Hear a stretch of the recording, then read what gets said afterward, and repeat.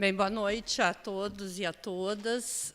Queria, em primeiro lugar, agradecer ao Instituto Humanitas pelo convite e também parabenizar pela iniciativa, né, de fazer um evento como esse, que vai durar alguns meses, e que eu, mais do que ninguém, sei como é difícil fazer um evento como esse nessa época, porque nós também, lá na URGS, estamos fazendo um evento e nós tivemos muitas dificuldades com nossos palestrantes, né, porque as pessoas estão sendo muito solicitadas e nesse período para falar sobre os 50 anos do golpe, e então tem sido muito difícil, tanto para quem está palestrando, quanto para quem está organizando esse tipo de evento, né.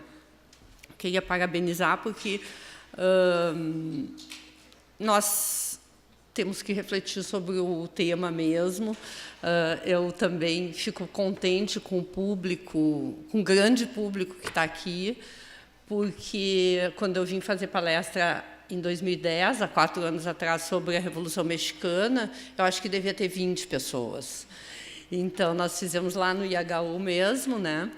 E eu fico pensando se é a distância, se é o México, mas eu gostei muito de fazer, porque eu fiz dissertação de mestrado, minha dissertação de mestrado foi sobre a Revolução Mexicana, e já tinha se passado mais de 10 anos da minha dissertação de mestrado, e eu pude intitular,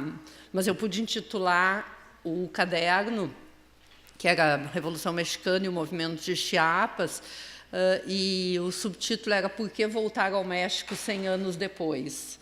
Né? Era 100 anos da Revolução Mexicana, mas eram mais de 10 anos que eu estava revisitando o tema. Então, foi uma coisa interessante de fazer, e eu acho que hoje também, porque em 2011 nós fizemos um trabalho de pesquisa na Assembleia, junto à Assembleia, sobre a campanha da legalidade, do qual saiu um livro publicado pela Assembleia, e agora, então, eu estou podendo rever esse capítulo que eu escrevi, que foi mais sobre o Brizola, e trazer aqui para discussão com vocês.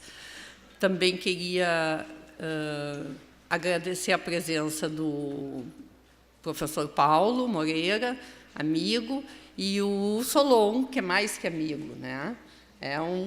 Foi um mestre inspirador, então isso tem que ser registrado. E, eventualmente, mais algum colega, professor, amigo, que esteja por aí pela plateia. Como a professora Suzana mencionou, foi solicitado que eu falasse sobre a campanha da legalidade, período que vai da campanha da legalidade até mais ou menos 1964, é óbvio que eu vou me referir a alguma coisa antes disso também. Mas, no capítulo de livro que eu publiquei, eu comecei com algumas proclamações dos atores do período a respeito da legalidade propriamente dita. Então, vou ler aqui para vocês algumas dessas manifestações, que são manifestações daqueles dias, né?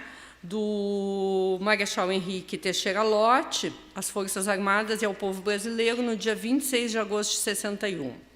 Ele dizia: conclamo todas as forças vivas do país, as forças da produção e do pensamento, dos estudantes e intelectuais, dos operários e o povo em geral, para tomar posição decisiva e enérgica no respeito à Constituição e preservação integral do regime democrático brasileiro. Certo ainda de que os meus camaradas das Forças Armadas saberão portar-se à altura das tradições legalistas que marcam sua história no destino da pátria. Do governador do Estado, Leonel de Moura Brizola, em 27 de agosto de 64. O governo do Estado do Rio Grande do Sul cumpre o dever de assumir o papel que lhe cabe nessa hora grave da vida do país. Cumpre-nos reafirmar nossa inalterável posição ao lado da legalidade constitucional. Não pactuaremos com golpes ou violências contra a ordem constitucional e contra as liberdades públicas. Se o atual regime não satisfaz em muitos de seus aspectos, desejamos o seu aprimoramento e não sua supressão, o que representaria uma regressão e obscurantismo. Agora, uma mensagem do general Orlando Geisel, em nome do ministro da Guerra, que na época era Odilo Denis, ao comandante do Terceiro Exército, o general Machado Lopes. Então, Orlando Geisel dizia o seguinte: o Terceiro Exército deve compelir imediatamente o senhor Leonel Brizola a pôr termo à atividade subversiva que vem desenvolvendo e que se traduz pelo deslocamento e concentração de tropas e outras medidas que competem exclusivamente às Forças Armadas. O governador colocou-se assim fora da legalidade. O comandante do Terceiro Exército atue com a máxima energia e presteza. Isso foi um telegrama. Agora, a proclamação do próprio comandante do Terceiro Exército, o general José Machado Lopes, ao povo do Rio Grande do Sul, no dia 13 de setembro de 61.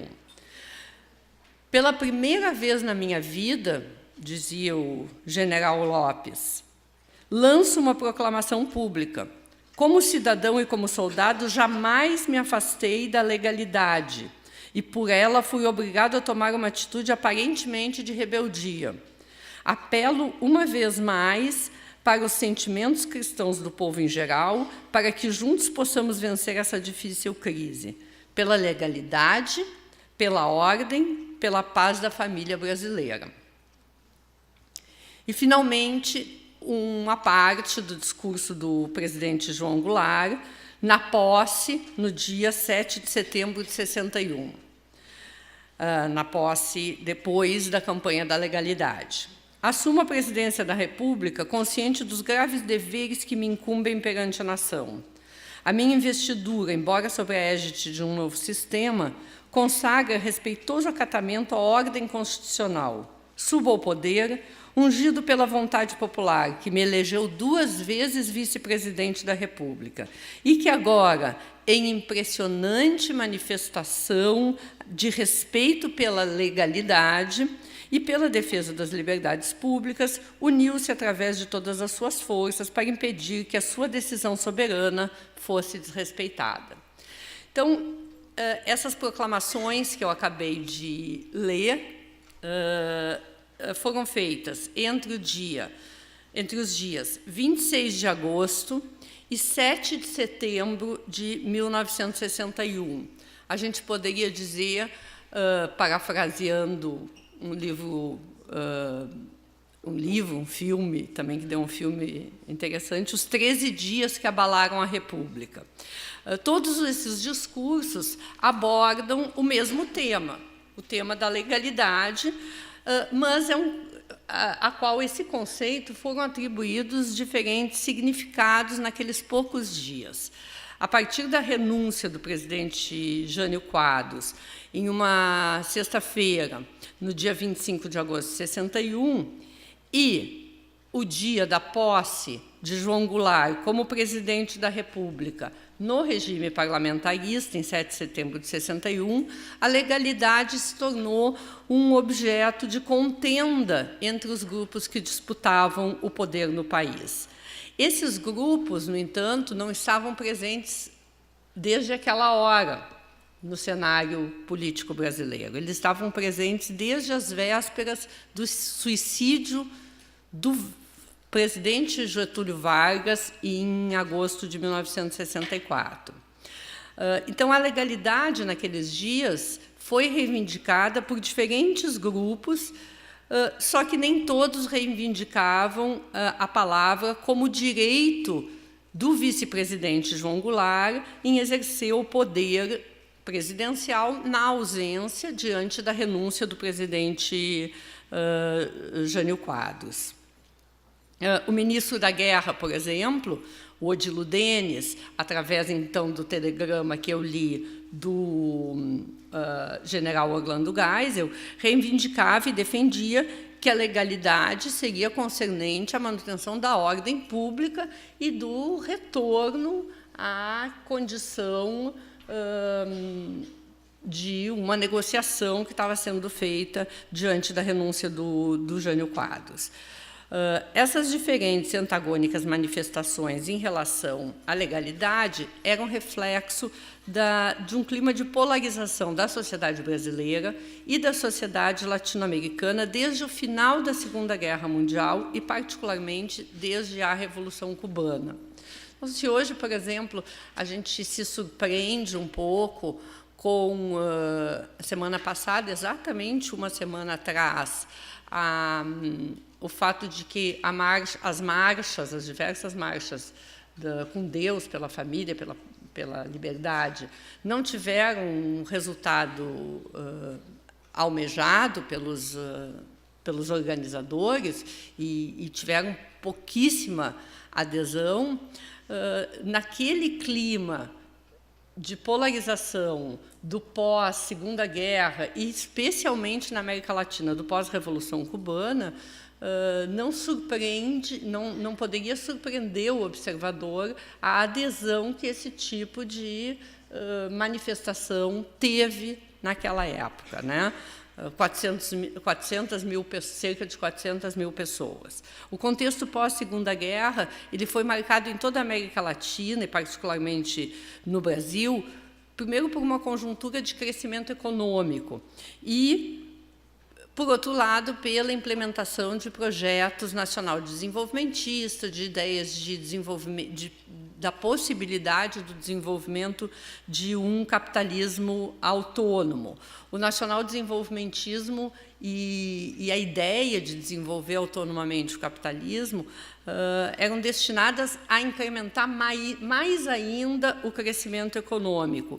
E, por isso, se pretendia também, alguns grupos sociais no país, particularmente uma parte da burguesia nacional, em vários países da América Latina, não só no Brasil, pretendia promover uma relativa harmonização das relações entre capital e trabalho, que estavam abaladas pelo crescimento da classe trabalhadora e de suas reivindicações. Então, o crescimento econômico, a industrialização acelerada em alguns países, particularmente alguns países da América do Sul, produziu não só o crescimento econômico e as ideias nacional-desenvolvimentistas, a ideia de implementação de um projeto de desenvolvimento autônomo, mas também produziu o crescimento da classe operária e, por consequência, o crescimento das suas reivindicações e o crescimento também das reivindicações desses setores, do sindicalismo e daí por diante.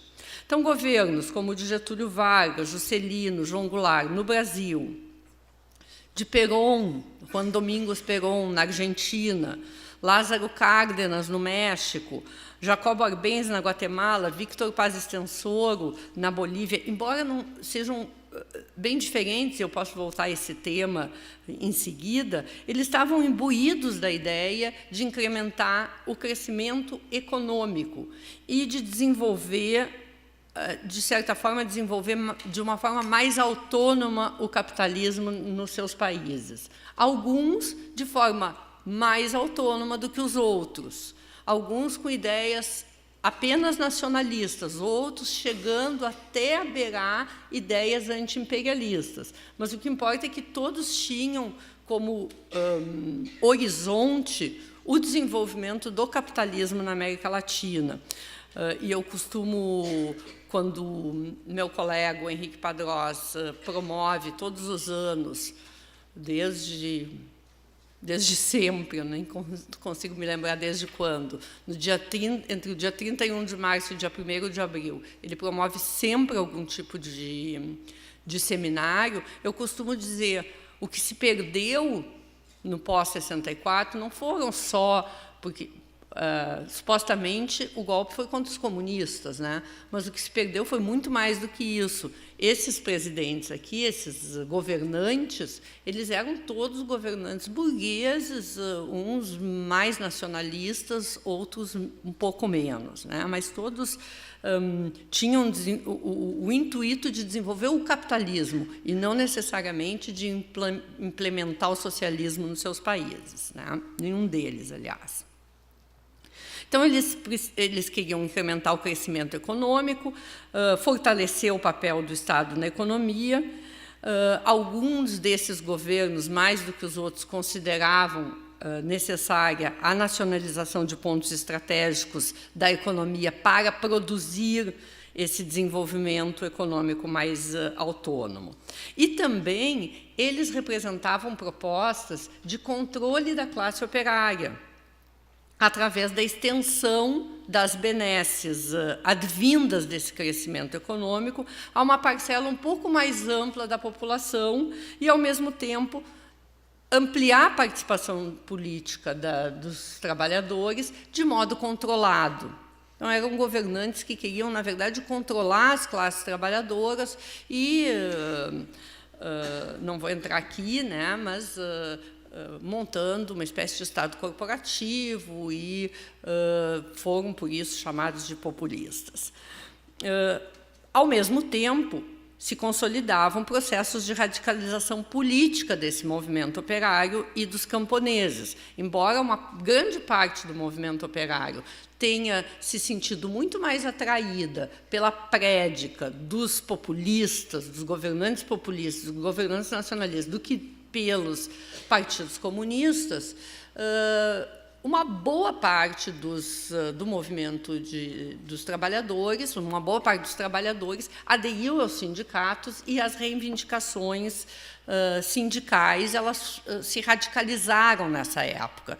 E o movimento camponês também se radicalizou muito nessa época, porque grande parte desses governantes eram oriundos da aristocracia rural e, portanto, quando faziam propostas de harmonização das relações de capital e trabalho, faziam propostas de implementação de salário mínimo, de algumas leis trabalhistas, isso nunca atingia o campo, sempre era na direção dos trabalhadores urbanos, porque, obviamente, por exemplo, Getúlio Vargas estava interessado na harmonização das relações capital e trabalho, em controlar a classe trabalhadora, mas ele não estendia essas ideias para o movimento camponês, por exemplo, nunca falou em salário mínimo rural. Ao mesmo tempo, os partidos comunistas tinham, nessa época, uma atividade intensa, ainda que, como eu disse, nem todos conseguissem atrair eficazmente as classes trabalhadoras e as classes populares. Alguns políticos populistas desses que eu mencionei, como Jacobo Arbenz, o Victor Paz Estenssoro e o próprio Fidel Castro eram apoiados abertamente pelos comunistas. Outros, como Vargas, Kubitschek, Goulart, Perón, Cárdenas, tinham uma distância maior em relação a propostas de resolução radical de conflitos sociais. Também os debates intelectuais da época, os intelectuais motivados pelas disputas ideológicas do pós-Segunda Guerra, também promoviam intensos debates sobre a possibilidade de transformação das sociedades latino-americanas. Era uma época em que se discutia, por exemplo, muito nos meios intelectuais, a Revolução Brasileira. Era corrente entre os intelectuais esse tipo de debate. Como fazer a Revolução Brasileira, se a Revolução Brasileira ia ser uma revolução diretamente burguesa, ou se a Revolução Brasileira ia ir diretamente para o socialismo. Também esses debates intelectuais giravam em torno da questão do desenvolvimento econômico, das maneiras possíveis de diminuir o atraso dos países latino-americanos em relação aos centros hegemônicos do capitalismo, que era a dimensão, e acho que ainda hoje é uma das dimensões mais visíveis das nossas realidades, como diminuir a dependência, e como diminuir as desigualdades sociais. Nesse sentido, o contexto da época era acentuadamente politizado e polarizado. Os temas mais candentes no mundo intelectual eram o anti-imperialismo, muitas vezes o anticapitalismo, o socialismo, a denúncia ao subdesenvolvimento, as formas de terminar com o subdesenvolvimento, intelectuais que achavam que os nossos países estavam em desenvolvimento, isso está em algumas das nossas cartilhas até hoje, a defesa da justiça social, do nacionalismo. Segundo um estudioso também desse tema, o Daniel Arão Reis Filho, ele diz o seguinte: instaurou-se no período um amplo debate na sociedade sobre o assunto. Ele está falando das reformas de base. Nas ruas, nas greves, nos campos, agitavam-se os movimentos sociais, reivindicando, exigindo, radicalizando-se. Muito para mostrar, o Daniel Arão está nesse trecho, tentando mostrar como a sociedade brasileira estava muito radicalizada naquela época, e muito polarizada também. Então, a efervescência cultural, esses debates intelectuais, que não são só debates, mas também tem ações do cinema, da cultura popular e do próprio movimento estudantil. A mobilização operária, a mobilização camponesa, bem como esses projetos nacionalistas representados pelos governantes populistas, eles foram considerados todos no seu conjunto, embora fossem muito diferentes entre si, as reivindicações dos trabalhadores, dos camponeses, do movimento estudantil, dos intelectuais e da burguesia nacionalista, eram muito diferentes entre si. Mas, embora isso, eles foram todos considerados perigosos para a segurança nacional. Mais do que isso, esses projetos eram vistos como verdadeira ameaça à segurança de todo o Ocidente. O clima bipolar imposto pela luta entre o capitalismo e o comunismo determinou a constituição de uma espécie de construto ideológico que, colocado, obviamente, a serviço dos Estados Unidos e dos seus aliados, do capitalismo, destinado a fornecer um fundamento científico à ideia de que a defesa hemisférica justificava uma guerra total contra o comunismo. Para isso se constituiu uma doutrina, a doutrina de segurança nacional, que não é propriamente, se vocês forem procurar, a doutrina de segurança nacional, ela não existe como tal, mas são vários elementos, vários comunicados, manifestos e mesmo elaborações intelectuais que foram constituindo o que hoje a gente chama de doutrina de segurança nacional, elaborada nessa direção,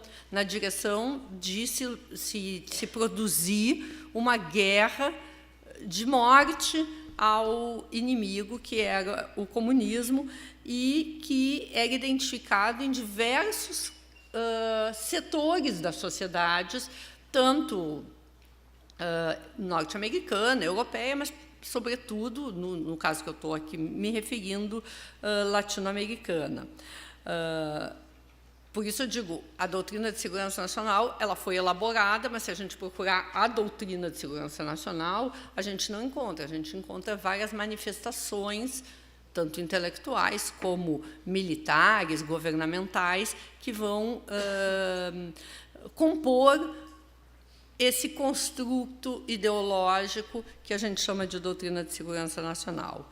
E os golpes, junto com os golpes que implantaram as ditaduras dos anos 70 na América do Sul, visavam, então, prevenir contra o comunismo. Então, todos que lutavam contra um país desenvolvido autonomamente, pelo nacionalismo, por um desenvolvimento mais autônomo, para terminar com as desigualdades sociais, para diminuir o atraso, estavam, de um modo ou de outro, preocupados com os problemas das classes menos favorecidas da sociedade brasileira. E, por isso, eram considerados uma ameaça para as classes conservadoras. Então, depois da Segunda Guerra Mundial, Os conflitos relativos ao processo de bipolarização do mundo resultou numa espécie de hiperdimensionamento da luta entre os polos, de modo que, aparentemente, todos os conflitos mundiais podiam ser explicados a partir desse quadro global que era a bipolarização. Ou seja, tudo era explicado pela luta dos polos e isso era hiperdimensionado, a ponto de que um governante como Getúlio Vargas era identificado como pertencendo a um polo de esquerda e, eventualmente, perigoso. Obviamente que a realidade específica de cada país demonstrava, se a gente for examinar cada um desses países, nós vamos ver que nem tudo era uma hipérbole da Guerra Fria ou da luta entre comunistas e capitalistas. Inclusive, nos países mais desenvolvidos e industrializados da América Latina, com a presença de um proletariado combativo e uma burguesia mais fortalecida, e aqui eu estou falando do Brasil, da Argentina, do Chile, eventualmente do México também, existiam correntes, pode-se chamar talvez correntes burguesas. Eu não gosto muito do termo burguesia nacionalista que eu vou usar aqui, mas existiam essas duas correntes da burguesia que pensavam diferentemente projetos para a implantação e para o desenvolvimento, implantação não, mas para o desenvolvimento do capitalismo a partir dali, a partir do final da Segunda Guerra Mundial. E esses dois projetos de desenvolvimento capitalista, eles supunham dois modelos diferentes de acumulação e supunham formas de vínculo com os centros hegemônicos do capitalismo diferentes. Ou seja, uma parte da elite pensava que tinha que se ligar e que tinha aos centros hegemônicos do capitalismo de uma forma e que tinha que levar o crescimento econômico de uma forma, e outra parte da elite achava que tinha que levar o crescimento econômico, que tinha que chegar ao crescimento econômico mais sustentável de outra forma. O primeiro projeto era então, do que a gente pode chamar de burguesia associativa, que defendia uma política econômica flexível e neoliberal. Muita gente diz, mas o neoliberalismo só começou na América Latina nos anos 80, no final dos anos 80, no início dos anos 90, né, com Fernando Collor, a era dos Fernandos, né? Mas isso não é verdade. Os liberais brasileiros, representados por intelectuais bastante consagrados, eles começam a construir, a elaborar as suas teses a partir no final dos anos 40 e principalmente nos anos 50 no Brasil. O que a gente chama de Chicago Boys, né, o acordo que a Universidade Católica do Chile fez com os economistas da Escola de Chicago é dos anos 50. E a partir do final dos anos 50, os economistas de Chicago, como Milton Friedman, por exemplo, começam a vir para o Chile, os estudantes chilenos começam a ir para os Estados Unidos para estudar lá no Instituto de Economia. Não existe uma escola de Chicago, tá? Existe um Instituto de Economia, uma faculdade de economia na Universidade de Chicago, que depois ficou conhecido, o grupo aquele ficou conhecido como Escola de Chicago. Mas, de qualquer maneira, essa burguesia associativa defendia uma política econômica flexível, liberal, defendia uma abertura ao capital estrangeiro e minimização do papel do Estado na economia. Ou seja, já existia, desde o final da Segunda Guerra Mundial, uma parte da burguesia que defendia a flexibilidade e a minimização do papel do Estado na economia. E no último governo do Vargas, sobretudo no final, desde 1953, as discussões sobre a criação do monopólio estatal do petróleo, nesse período, esses setores foram chamados de entreguistas. Esse é um termo dessa época, da época em que se discutia o monopólio estatal do petróleo. Eles eram chamados de entreguistas, que queriam entregar o país ao capital estrangeiro, justamente pelos setores nacional-desenvolvimentistas, pelos seus oponentes, e que eram defensores de um nacionalismo, de um capitalismo mais autônomo. Por isso, pode-se dizer que o outro projeto de desenvolvimento capitalista no Brasil era representado por uma burguesia que eu vou chamar aqui de nacionalista. Mas a burguesia, vamos combinar que ela nunca é nacionalista, porque não interessa muito para a burguesia aonde estão os capitais, né? Mas, de qualquer maneira, os governos populistas, eles acabaram desenvolvendo um projeto que era um projeto de desenvolvimento do capitalismo, que, embora fosse muito ilusório, porque o capitalismo não ia se desenvolver de forma autônoma, nem no Brasil, nem na Argentina, nem no México do Cárdenas, né, ou na Argentina do Perón, na Guatemala ou na Bolívia, esses governantes populistas eles defendiam, sim, o desenvolvimento nacional autônomo, a redução da dependência, a nacionalização de setores estratégicos da economia, a implementação de uma política externa afirmativa, que no Brasil se chamou política externa independente, foi dado até um nome, tinha um ministro que foi organizador, vamos dizer assim, dessa ideia, né, o Santiago Dantas, propunham renegociação da dívida externa, e no campo das relações com o proletariado, esses governantes populistas, eles propunham a melhoria das relações entre o capital e o trabalho, de modo a controlar o que eles mesmos chamavam de classes perigosas. Os trabalhadores, né? Eles eram favoráveis, alguns deles sim, outros não, eram favoráveis à realização de uma reforma agrária moderada. A reforma agrária proposta pelo João Goulart, por exemplo, dentro do conjunto lá das reformas de base, era uma reforma agrária muito moderada, ao passo que a reforma agrária proposta pelo Jacob Arbenz, na Guatemala, era uma reforma agrária mais radical, porque ia para cima das terras da United Fruit Company. Mas, de qualquer maneira, alguns deles, então, propunham a realização de uma reforma agrária moderada que, para eles, melhoraria o desempenho do setor primário e, portanto, produzia mais crescimento ainda econômico e crescimento do mercado consumidor. Eles defendiam a intervenção do Estado na economia, o controle do Estado, da economia pelo Estado.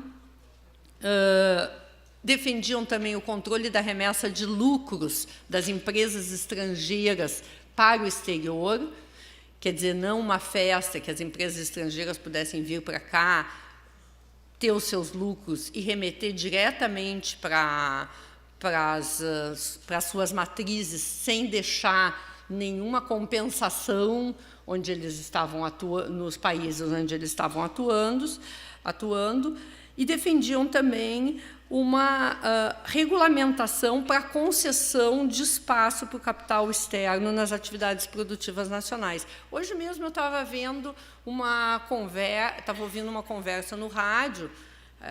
É uma conversa idiota, que eu tenho vontade de quebrar o rádio quando eu ouço, que é do Sala de Redação. Não pode ser mais idiota que aquele programa, mas é a hora que a gente está no rádio, né? Está no carro, indo para lá e para cá. E eles estavam discutindo o negócio da Ford, né? Que a Ford não ficou, porque tinha que dar concessão, agora estão dando concessão para a Copa, para as obras temporárias da Copa, né? Então estavam discutindo isso, quer dizer, os mesmos grupos que achavam que tinha que se conceder tudo para a Ford, sem que a Ford fizesse nenhum tipo de deixasse nenhum tipo de compensação ou desse qualquer benefício para a sociedade gaúcha, hoje estavam defendendo que não houvesse nenhum tipo de concessão para as empresas que fizessem essas obras temporárias da Copa. Enfim, o que acabou acontecendo é que a Ford não ficou aqui no Rio Grande do Sul. A Ford foi para a Bahia, e assim como entrou na Bahia, fez e saiu da mesma forma, sem deixar nenhum tipo de compensação naquele estado. Mas, então, para vocês terem uma ideia, essa é uma discussão, aparentemente uma discussão daquela época, é uma discussão que polarizou a sociedade brasileira e a sociedade latino-americana, por causa do contexto de bipolarização, mas é uma discussão ainda vigente nas nossas realidades, né? Porque são alternativas ao desenvolvimento capitalista. Essa segunda alternativa, que é de um desenvolvimento mais autônomo, é, de fato, para a época, era, de fato, concreta, e, objetivamente, se pensava, e o Celso Furtado era um grande estimulador o Celso Furtado, economista, era um grande estimulador dessa proposta, se pensava na possibilidade de que o capitalismo se desenvolvesse autonomamente. Hoje em dia, depois de, enfim, derrotada essa ideia, e de também se estudar melhor o desenvolvimento capitalista, embora esses estudos sejam ainda do século XIX, se percebe que isso não é possível. Mas, de qualquer maneira, na época, eram duas alternativas de desenvolvimento capitalista, uma associativa e liberal de um lado e a outra nacional desenvolvimentista de outro. E elas vinham travando uma guerra desde o governo do Getúlio Vargas, entre 50 e 54. E as batalhas se sucediam, entre esses dois grupos, se sucediam com vitória predominante desses grupos nacionalistas, exemplificados pelo decreto do próprio Vargas de limitação da remessa da taxa de lucro das empresas estrangeiras, pela criação da Petrobras e o próprio suicídio do presidente, que, em função da comoção popular do suicídio, né, que sucedeu o suicídio, conseguiu frear os ânimos golpistas dos militares brasileiros. E esses militares brasileiros, então, informados pela doutrina de segurança nacional e pelas ideias de defesa de todo o Ocidente, pela luta total contra o comunismo, pela luta contra ideias anti-imperialistas ou ideias nacionalistas que pudessem parecer comunismo, ou que pudessem parecer algum indício de anti-imperialismo, esses militares brasileiros consideravam qualquer aproximação com as classes populares ou qualquer tipo de questionamento ao imperialismo norte-americano como ameaças à segurança do Ocidente, no caso, a segurança do Brasil. Então, nós temos a Escola Superior de Guerra, fundada em 1949, que forneceu o arcabouço teórico para essas perspectivas contra-insurgentes e anticomunistas no Exército, embora eu já vou depois mencionar que uma parte do Exército, da oficialidade do Exército, se posicionou a favor do presidente João Goulart.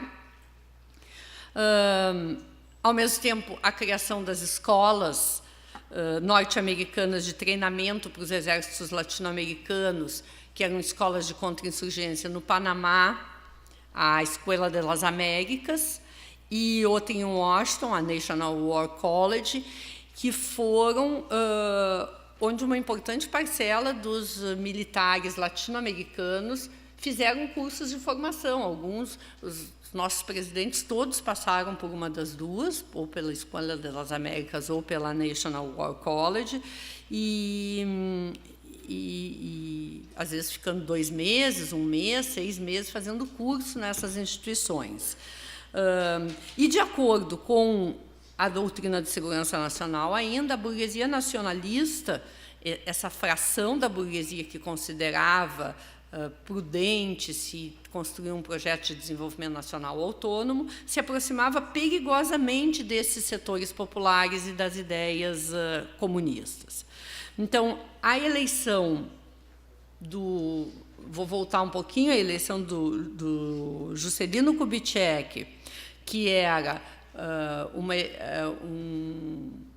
foi uma campanha feita com 2 partidos, né, o PSD e o PTB, começou com uma batalha ganha a favor dos nacionalistas, mas o encaminhamento do mandato conferiu uma certa segurança aos investimentos estrangeiros e acalmou o ânimo dos golpistas. A UDN ainda tentou, no começo do mandato, que não sabia como ia se desenvolver o mandato do Juscelino Kubitschek, que acabou, né, como todos sabem, trazendo a indústria automobilística para o Brasil e abrindo, né, um pouco mais o Brasil ao capital estrangeiro do que a burguesia nacionalista, esse projeto nacional desenvolvimentista desejava. O início do mandato pareceu muito perigoso para os setores da burguesia associativa, para as elites mais conservadoras.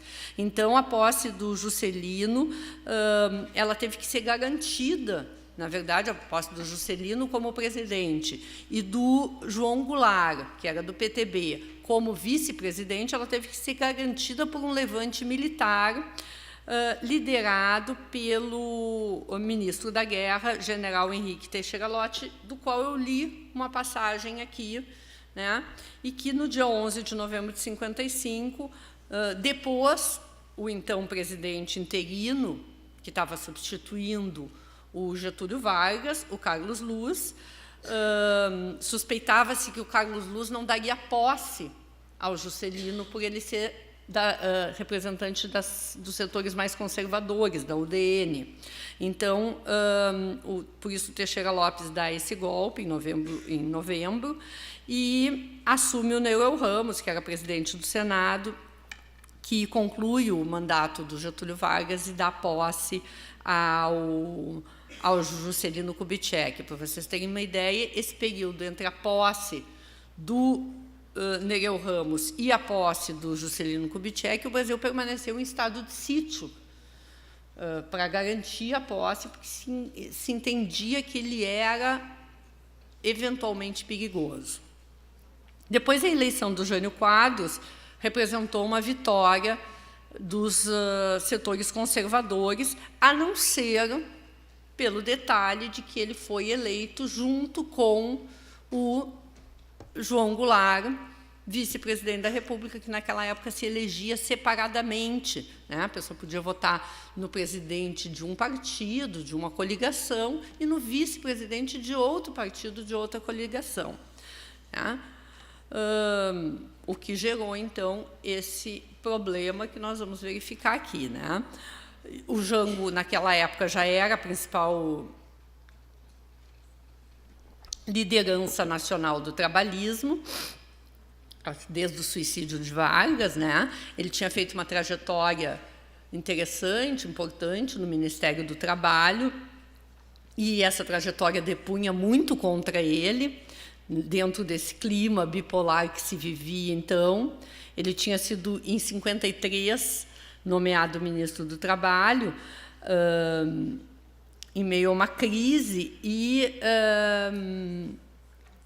inclusive, ele teve que responder acusações de vários jornais, dizendo que acusavam ele de manipular o movimento sindical aos moldes do peronismo. Naquela época, ele era muito acusado disso. Em janeiro de 1954, ele estuda um aumento do salário mínimo, enfrentando, de um lado, a mobilização dos trabalhadores a favor de um reajuste, que estavam lutando por um reajuste de 100%, e, de outro lado, obviamente, a rejeição dos empresários a essa proposta, e após a concessão do reajuste de 100% do salário mínimo e a pressão do governo Vargas, o Jango foi forçado a renunciar ao cargo de ministro do Trabalho, e depois do suicídio, então, por causa disso, por causa dessa trajetória, ele acabou se tornando o principal nome do trabalhismo no país e o principal alvo dos partidos de direita e dos militares. Parece que a revista, que eu não gosto de pronunciar o nome nessa semana, atribui todo o período de pós-64, né, todo o golpe e o que se sucedeu depois, os efeitos do golpe de 64, a inépcia, a pouca capacidade desse político, então, do João Goulart, que se tornou, então, desde 53, 54, alvo das elites brasileiras, das elites conservadoras brasileiras. Nesse sentido, então, o clima de polarização que o Brasil vivia na época da renúncia do Jânio Quadros e o papel desempenhado pelo João Goulart e pelo trabalhismo foram os contextos suficientes para explicar por que os militares e políticos conservadores não se conformavam com a possibilidade de que o vice-presidente, diante da renúncia do Jânio Quadros, assumisse o executivo. Então, a partir da renúncia, os ministros da Guerra, da Aeronáutica e da Marinha, respectivamente, os senhores Odílio Denis, Grum Moss e Silvio Reck, emitiram uma nota, imediatamente à renúncia do Jânio Quadros, uma nota contra a investidura do vice-presidente da República e contra, portanto, a legalidade da ordem constitucional, onde na Constituição rezava que o vice-presidente deveria assumir o governo, o executivo. E eles alegavam, nessa nota, supostas ligações do João Goulart com o comunismo internacional, que, por coincidência também, na época da renúncia do Jânio Quadros, estava em visita à China.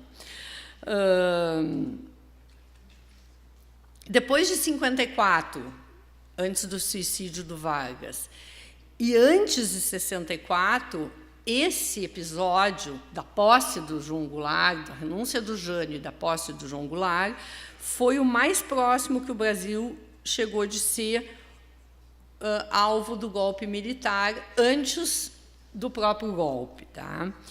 Então, no Rio Grande do Sul, o governo era exercido pelo Leonel Brizola, também do PTB, que foi eleito em 1958 governador do estado. O Brizola era uma espécie de fenômeno de época, numa época onde lideranças carismáticas ressaltavam a proximidade com o povo como marca da sua trajetória pública, e ele realmente era um dos poucos políticos dessa época, ainda mais no Rio Grande do Sul, que não provinha das aristocracias rurais, que a família não tinha tradição na aristocracia rural. O João Goulart, ao contrário, tinha essa tradição, o Getúlio Vargas também. E o Brizola, então, se vale dessa aproximação com o povo e carrega a marca do trabalhismo e a ideia de rebeldia do sul-rio-grandense. Né? Ele se aproxima muito, ele se coloca como um verdadeiro sucessor de líderes como Bento Gonçalves, como Getúlio Vargas. Então, ele cita frases do Bento Gonçalves, afirmando que o Rio Grande do Sul não podia servir de estalagem do Império, ou do Getúlio, que o Rio Grande do Sul tinha que estar de pé pelo Brasil, coisas desse tipo. Né? E, em 61, então, durante a campanha da legalidade, ele retoma, o Brizola, essa espécie, ele retoma, nos discursos dele, uma espécie de fio condutor que o transformaria em mais um dos mitos da política brasileira e da política sul-rio-grandense, né? Ele ajudou na organização do PTB, ele se colocava como um verdadeiro tribuno da plebe e, sim, ele herdou do varguismo ideias de nacionalismo econômico e, para não falar muitas das coisas que ele realizou na área educacional, na área cultural, na área social, eu vou falar só das questões mais econômicas, né? Ele criou a Caixa Econômica Estadual, encampou a Bond and Share, transformando ela na Companhia Estadual de Energia Elétrica, na CE. Ele também encampou a Companhia Telefônica Norte-Americana, a ITT, e rebatizou ela de Companhia Rio-Grandense de Telecomunicações. A maior parte de vocês nem sabe o que é isso, né? A CRT, a antiga CRT.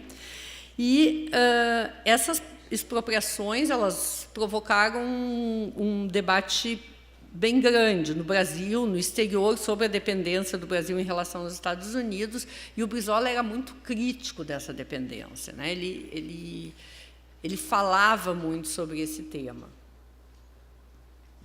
Ele também criou a Secretaria do Trabalho e estimulou a mobilização de pequenos agricultores sem terra em torno de um projeto de reforma agrária. Ele chegou a iniciar esse projeto de reforma agrária numa área próxima a Sarandi e no Banhado do Colégio, que é uma região próxima a Pelotas. Nós temos uma professora aqui da Unicinos, a Marluza, que estuda, tem trabalho, tese dela, né, bastante...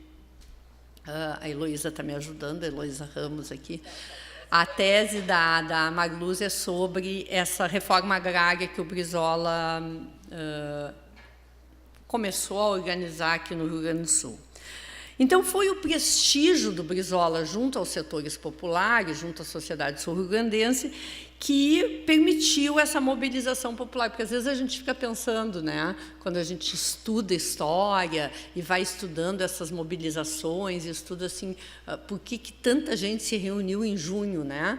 Eu estou dando uma disciplina agora lá na graduação da minha universidade, que é sobre os movimentos sociais recentes. Então, eu comecei com os rolezinhos e as manifestações de junho e pretendo chegar aos neozapatistas, fazendo de trás para diante, para entusiasmar mais os alunos. E a gente fica pensando, né, o que permite a mobilização, né, uma mobilização tão grande? Quais são as conclamas? Se a gente tivesse noção disso, se os organizadores da marcha da semana passada, das marchas da semana passada, tivessem noção de como se mobiliza o povo, né, ou a sociedade, para comparecer a uma marcha, eles teriam tido mais sucesso, né? O Collor, por exemplo, conclamou a população a lutar contra o impeachment e sair toda na rua de verde e amarelo. E a população saiu toda de preto. Então, é uma coisa bem interessante. Isso é tema para os sociólogos, mais do que para os historiadores. Mas, de qualquer maneira, o prestígio do Brizola, seja lá por quê, seja lá que explicação a gente possa dar para isso, né? Da proximidade dele com o povo, da forma como ele se manifestava publicamente, da performance, se a gente pode fazer análise do discurso, o Brizola conseguiu mobilizar a população em torno da campanha da legalidade, coisa que outros governadores não conseguiram com a mesma... O governador de Goiás, até o Mauro Borges, teve uma participação interessante, mas outros governadores não conseguiram fazer com a mesma eficácia que o Brizola fez. E essa campanha, então, para defender a posse do João Goulart na presidência da República depois da renúncia do Jânio Quadros. E a prédica dele a respeito da legalidade, do respeito à Constituição, surtiu efeitos instantâneos. Claro, a sociedade brasileira estava polarizada naquele momento, e os discursos eles são emblemáticos da situação que o país vivia, né, dessa polarização, tanto brasileira como latino-americana como mundial. Em 27 de agosto, ele diz o seguinte: a renúncia de Sua Excelência, o presidente Jânio Quadros, veio surpreender a todos nós. A mensagem que Sua Excelência dirigiu ao povo brasileiro contém graves denúncias sobre pressões de grupos, inclusive do exterior, que indispensavelmente precisam ser esclarecidas. Uma nação que preza a sua soberania não pode conformar-se passivamente com a renúncia de seu mais alto magistrado sem uma completa elucidação desses fatos. Ele está refletindo um pouco esse clima de polarização. E, no dia seguinte, à renúncia, ele já se encontrava pressionado pelas ordens emitidas pelo ministro da Guerra, e aí sim, nesse dia seguinte, as palavras dele corroboram mais ainda o clima bipolar que havia tomado conta de todo o país, de toda a América Latina, sobretudo depois da Revolução Cubana. Ele dizia assim: muita atenção, meus conterrâneos, para essa comunicação. Ontem à noite, o senhor ministro da Guerra, Marechal Odilo Denes, soldado no fim de sua carreira, com mais de 70 anos de idade, e que está adotando decisões das mais graves, as mais desatinadas, declarou, através do repórter Esso, que não concorda com a posse do senhor João Goulart, que não concorda que o presidente constitucional do Brasil exerça suas funções legais, porque, diz ele, numa argumentação pueril e inaceitável, que isso significa uma opção entre o comunismo ou não, diz o Brizola. Isso é pueril, meus conterrâneos. Isso é pueril, meus patrícios. Não nos encontramos nesse dilema. Eu queria, nessa hora, saber imitar o Brizola. Baixar o Brizola em mim. Que vão essas ou aquelas doutrinas para onde quiserem. Não nos encontramos entre uma submissão à União Soviética, prestem atenção, ou aos Estados Unidos. Tenho uma posição inequívoca sobre isso. Mas tenho aquilo que falta a muitos anticomunistas exaltados deste país, que é a coragem de dizer que os Estados Unidos da América, protegendo seus monopólios e trustes, vão espoliando e explorando essa nação sofrida e miserabilizada. Penso com independência, não penso ao lado dos russos ou dos americanos. Penso pelo Brasil e pela República.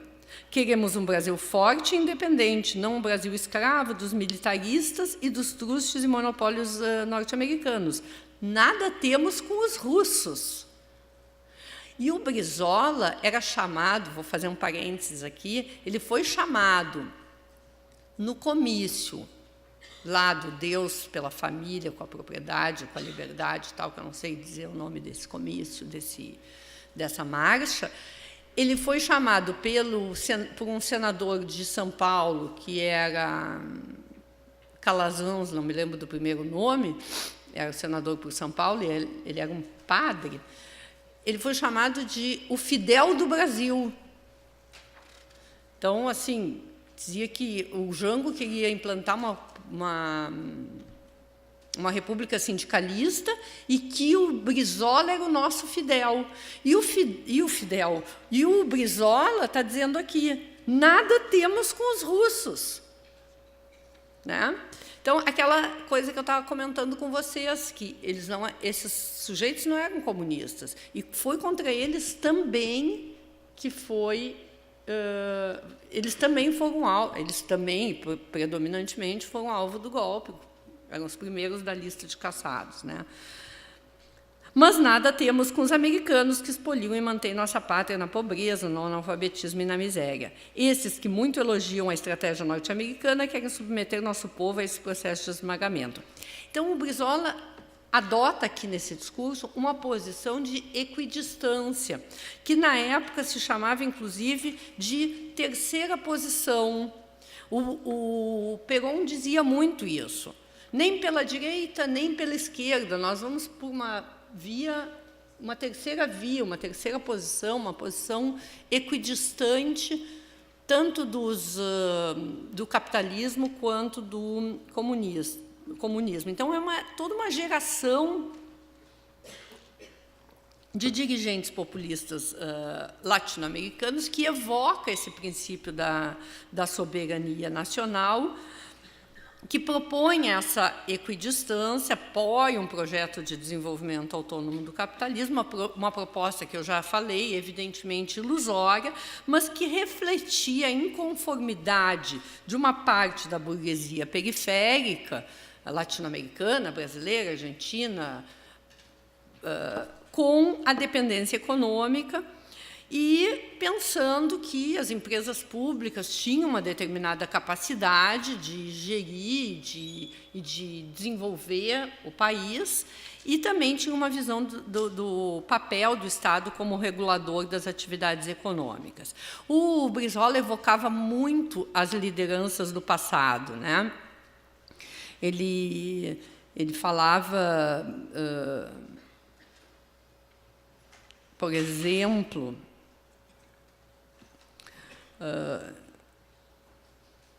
como eu disse, no Bento Gonçalves, no Getúlio Vargas, ele dizia: o povo gaúcho tem imorredoras tradições de amor à pátria comum e de defesa dos direitos humanos. E seu governo, instituído pelo voto popular, com fim os rio-grandenses, nossos irmãos de todo o Brasil, não desmentirá essas tradições e saberá cumprir o seu dever, como se, então, o Rio Grande do Sul tivesse um dever de salvar o Brasil, né? Isso também era uma faceta do discurso do Brizola, que tinha um apelo popular muito grande. A posição do Exército Brasileiro, nesse sentido, é outro assunto que o Brizola também fazia referência. Ele tentou, logo em seguida da renúncia do Jânio Quadros, ele tentou se comunicar com todos os generais que ele conhecia e com os quais ele achava que ele podia contar. Inclusive, falou por telefone com o general Machado Lopes, que era comandante do Terceiro Exército, né, sediado no Rio Grande do Sul, e, em um primeiro momento, o general Machado Lopes disse para ele, pelo menos é o que o Muniz Bandeira conta, né? Também não se sabe até onde o Muniz Bandeira, da onde que ele tirou essas coisas, mas que o Machado Lopes teria dito, num primeiro momento, a seguinte frase, eu acho boa a frase: é verdade que o Machado Lopes, num primeiro momento, não quis dar apoio para o Brizola, mas a frase é boa. Ele disse: governador, sou apenas um soldado, fico com o exército. Mas, no outro dia, o Machado Lopes veio ao Palácio Piratini e comunicou a decisão do Terceiro Exército de defender a posse do Jango. Mas o que o Machado Lopes fez inicialmente foi o padrão, mais ou menos, de todos os generais, que alguns nem atenderam o Brizola, nem quiseram atender o Brizola no telefone, nem vieram no telefone, e outros, diz o Brizola, como Costa e Silva, foram muito ríspidos e grosseiros com a proposta da legalidade, né? Aqueles que, como o general Teixeira Lott, se posicionaram imediatamente a favor da legalidade, como naquele discurso que eu li para vocês, acabaram sendo presos e as suas manifestações foram censuradas. Então, significa dizer que a cúpula do Exército estava definitivamente decidida a impedir a posse do João Goulart. Eu vou pular algumas coisas.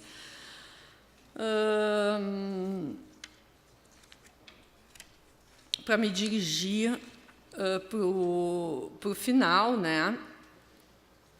Porque, senão, nós vamos ficar aqui muito tempo.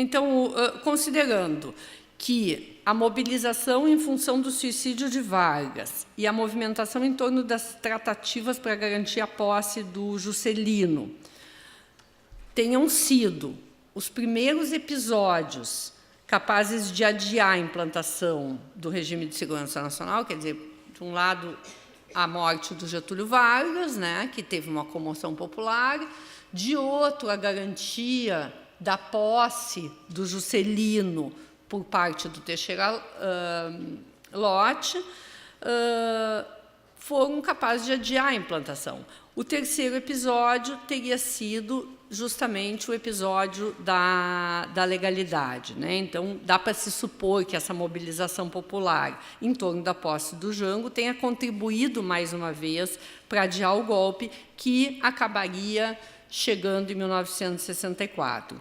Então, a emenda parlamentarista não correspondeu, obviamente, às expectativas do Brizola, não correspondeu às expectativas do Jango e também não se coadunava com o conceito de legalidade, considerando que as leis foram modificadas, que houve em meio à crise, que houve um casuísmo para atender interesses específicos daqueles que não admitiam a posse do vice-presidente. Então, o parlamentarismo não agradou o Brizola, não agradou a proposta, né, daqueles 13 dias que abalaram a República. A proposta que acabou, então, com a campanha da legalidade não agradou aqueles que fizeram a campanha pela posse do Jango, mas também não agradou os militares e civis que preparavam o momento de implantação de um regime de segurança nacional através do que viria a ser o golpe de 64, que era um golpe para prevenir justamente as forças subversivas, o país do perigo que significavam as forças subversivas. Pode-se supor, inclusive, que a mobilização popular em torno da defesa da posse do Jango tenha servido para consolidar na cabeça dos militares golpistas a necessidade de dar o golpe, a necessidade de finalmente se organizar até 1964 para acabar dando o golpe de Estado, porque eles podem ter achado, a partir da mobilização da campanha da legalidade, que eles precisavam refrear de modo mais ou menos incisivo aquelas forças populares lideradas pelos trabalhistas e que tinham tanta capacidade de mobilização. Não vou falar da capacidade do que foi a campanha, né, porque a campanha realmente, assim, se vocês tentarem acessar os discursos do Brizola da época, as marchinhas, a questão da rádio, da legalidade, da rede que se formou, né, em torno da legalidade. Meu pai se alistou na campanha da legalidade porque ele era bioquímico do Banco de Sangue da Santa Casa e ele estava de plantão porque podia precisar de sangue, né? Porque podia ter guerra naqueles dias. Então, as pessoas se alistaram, pessoas comuns, assim, classe média, se alistaram ao lado do governador da rede da legalidade.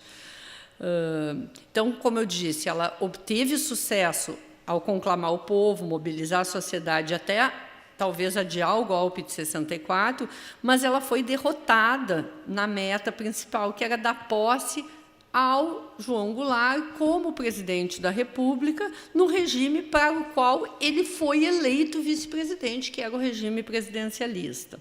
A Jango foi concedido o direito de tomar posse como presidente da República num regime na qual seus poderes eram evidentemente limitados, e entre a posse do João Goulart nesse regime parlamentarista, no dia 7 de setembro de 61, e a sua deposição no regime presidencialista no dia 1º de abril de 64, o Exército brasileiro foi sendo depurado de uma boa parte dos elementos antigolpistas que haviam ficado ao lado da legalidade em 61, e, mais do que isso, obviamente, o movimento social foi se radicalizando, exigindo as reformas de base, que foi ponto culminante do discurso presidencial, e, além disso, também houve um componente de grave desestabilização econômica e político-social e discursiva também, onde o governo João Goulart foi sendo submetido a essa desestabilização. Eu gosto muito de um livro, é uma coleçãozinha que saiu em 2004, se eu não me engano. 40 anos do golpe. Que escreveu o Zuenir Ventura, o Moacir Scliar, são 4, eu só vou me lembrar de 3. O Zuenir Ventura, o Moacir Scliar, mas Zuenir Ventura, Moacir Scliar, Luiz Fernando Veríssimo e Carlos Heitor Coni.